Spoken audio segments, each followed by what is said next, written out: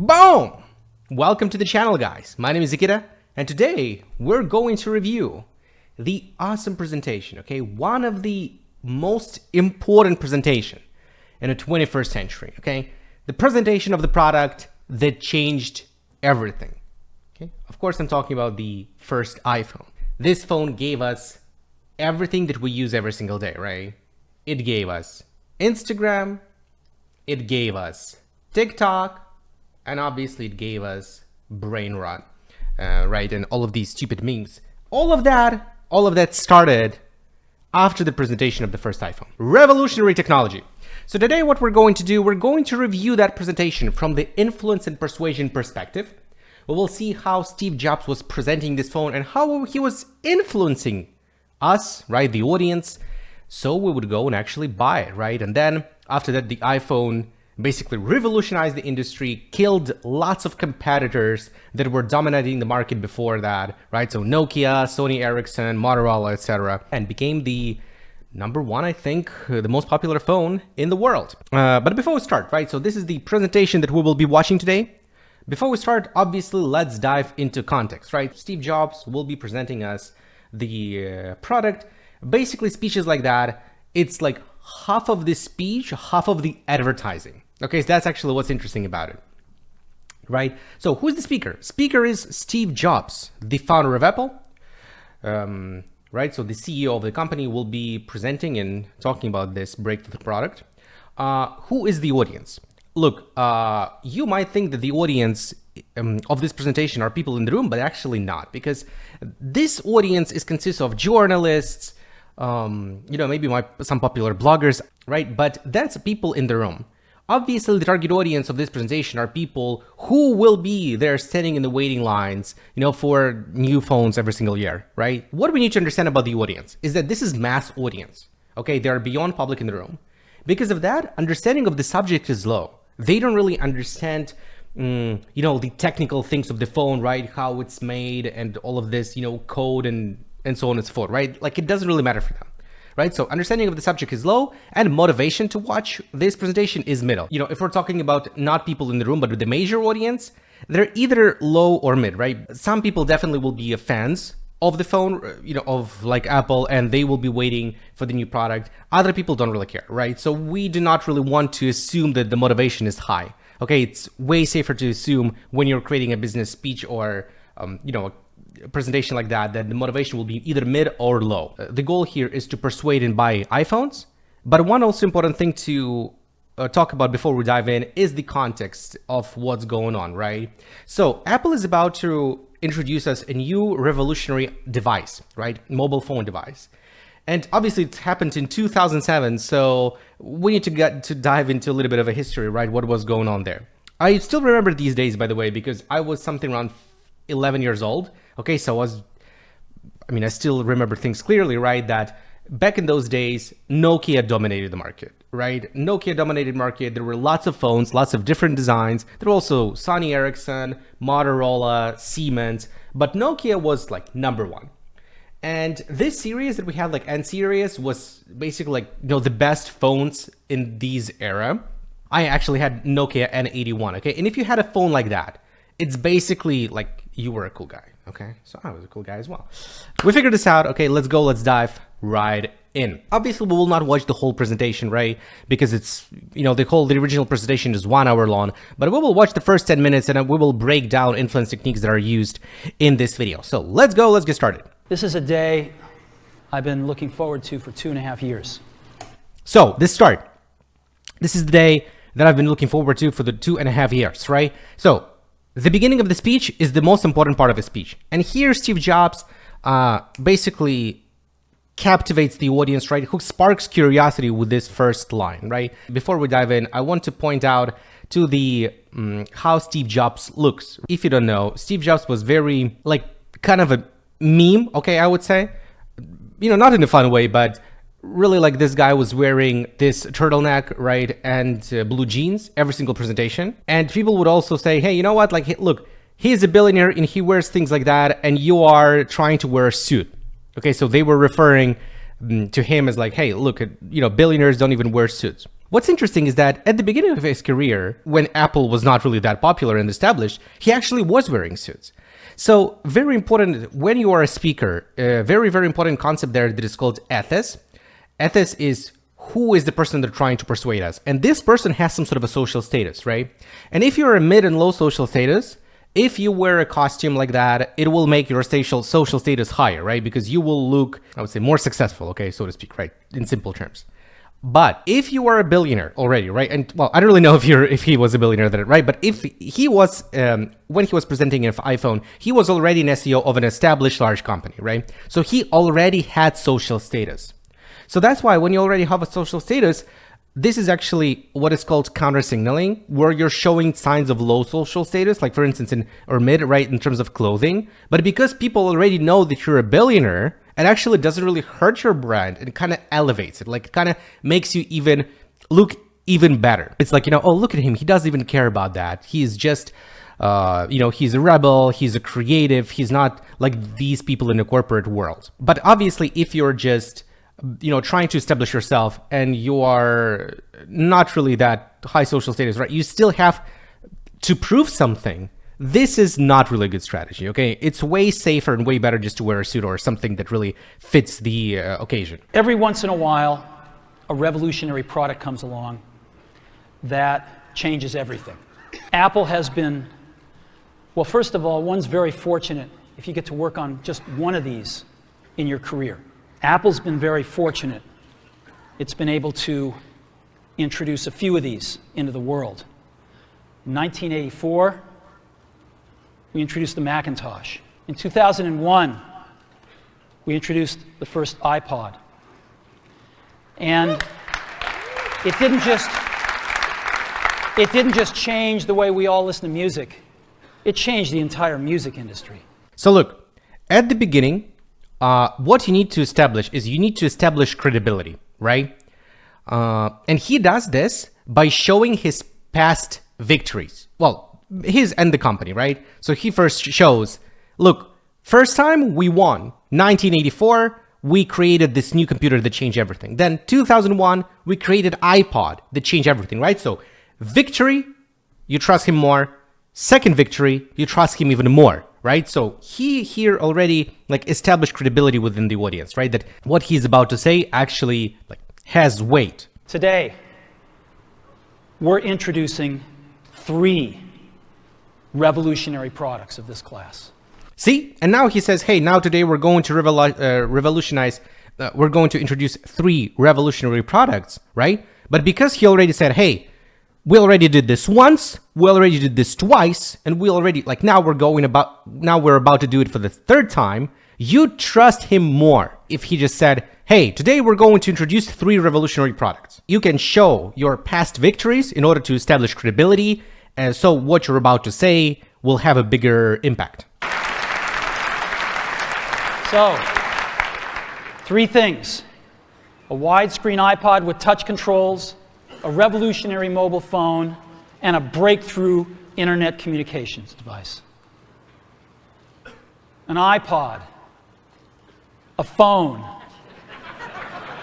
and an internet communicator. An iPod, a phone. Are you getting it? That's actually a very, very interesting way to present the product, that he just, people first of all thought about this as a joke, right? But then he talks about it, and then people suddenly realized that all of these 3 products that he was about to talk about is actually one product in one. Now, from nowadays perspective, it doesn't really sound like a very big of a thing, right? But before that, it was a huge deal, right? Because I still remember that we had MP3 players that were only for music. We had phones that you can just call, and internet communicator. These are not 3 separate devices. This is one device. Apple is going to reinvent the phone. And here it is.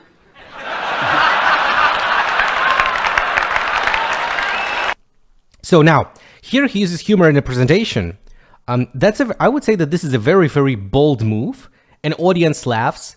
And the reason why they're using it, it's because this is for the masses, okay? When we're talking about serious B2B business pitches, humor is very, very risky idea to use, right? Because if it doesn't really play well, it will make everything way worse. But if you're talking about presentation like that, especially presentation for the large audience, okay? Like the larger the audience, more dumber they are. And dumber, I mean that less they have an understanding of the real product, okay? And that's why you do not really want to dive into very, very like technical specific details that will make everything boring. You want to present the product in a way that is interesting and engaging. And humor is one of the things that you can do in order to make your presentation more interesting, right? Because people will not be tired if they're laughing. They typically combine a phone plus some email capability, plus they say it's the internet, sort of the baby internet, into one device, and they all have these plastic little keyboards on them.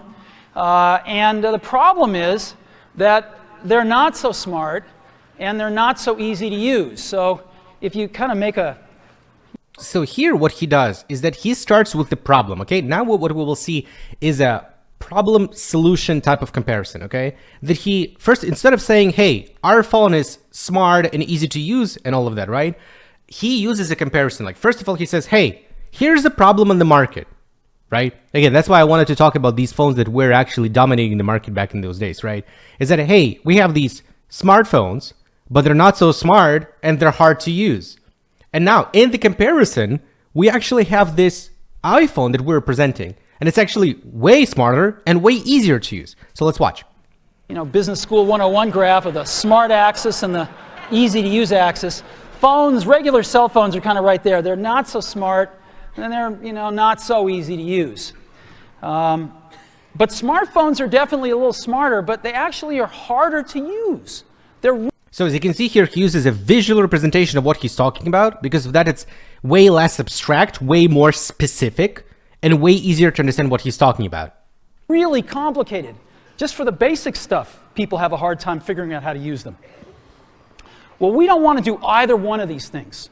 What we want to do is make a leapfrog product that is way smarter than any mobile device has ever been and super easy to use. This is what I... See, now he shows here an iPhone, and it's like, looks like a very, very big winner.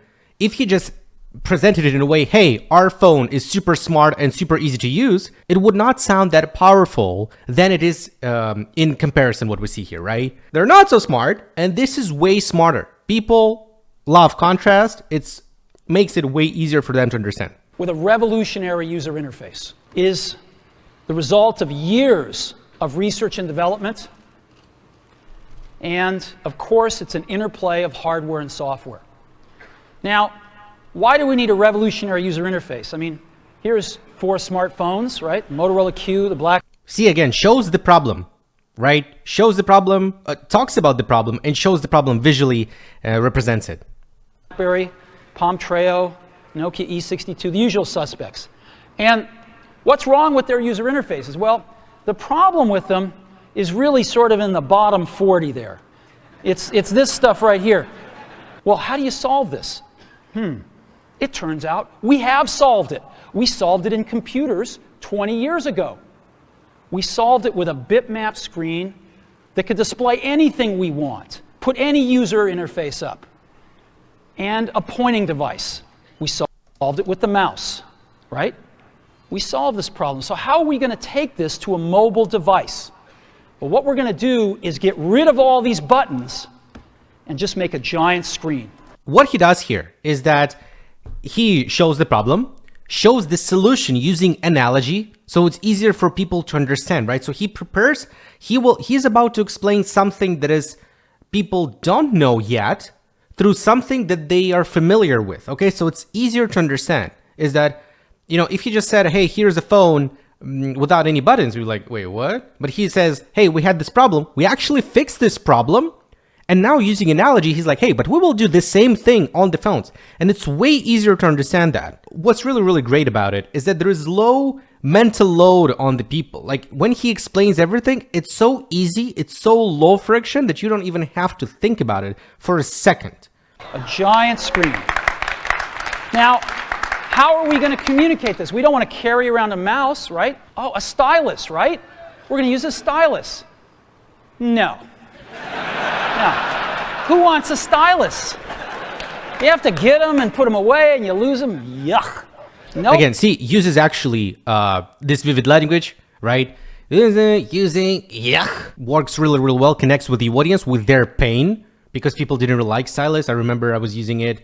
I had some like friend who had actually it's called like in our like KPK. It's like, well, basically portable computer, and it was not really that easy to use, honestly. Yeah, not really that pleasant. To have brought a few revolutionary user interfaces to the market in our time. First was the mouse. The second was the click wheel, and now we're going to bring multi-touch to the market. See, again, he uses the same idea, the same principle that he used at the beginning of the presentation. That now, after this presentation, multi-touch sounds like it's going to be a great thing, and this is going to guarantee to be a success, right? Why? Because first of all, we had a mouse, right? So that's a victory, right? Look at that. You would revolutionize. Then it was a click wheel, and now multi-touch. Right? So because of the sequence of past victory, this new idea sounds automatically like it's also going to be a victory. With software. Now, software on mobile phones is like baby software. It's not so powerful. And today, we're going to show you a software breakthrough. A very important thing also that I want to clarify that requires context. He's talking that before iPhone, software of phones was a baby software. And he's right, okay? Nowadays, when we see the phone, we see Android, we see Apple, right? And it actually sounds like a very, very great software because you can run things that you can run on PC, you can also run on iPhone. You can even run the same games, right, that were popular before. You can run an iPhone very easily. Even you can play something like, very, very similar games, right, like PUBG or League of Legends on the phone. But before that, in 2007, in the year of like all of these phones with buttons, this was not such a thing, because we had, well, again, as a Nokia user, we had OS that are called Symbian, and this OS and like other OS on phones were not even close to the computer. They were not even close. Okay, you couldn't do anything. You couldn't do anything on the phone, basically. Okay, so this was really revolutionary thing back in those days. Software that's at least 5 years ahead of what's on any other phone. Now, how do we do this? Well, we start with a strong foundation. iPhone runs OS 10. So he basically says that the iPhone will have the same operating system as a Mac. Okay, and because of that, like people are like, wow, because yeah, this was the first time this was ever introduced. Now, so it was a very, very big claim.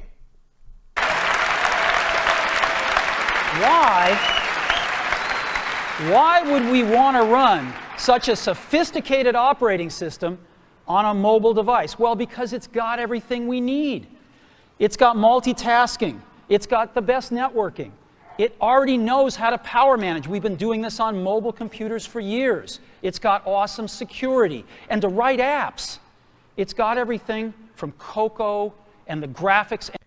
This is what is called a layered argumentation, okay? So when you're trying to make the point, what he's doing here, he's not really explaining it, hey, iPhone will be, a breakthrough, and software will be awesome and very, very powerful because we're going to use OS 10.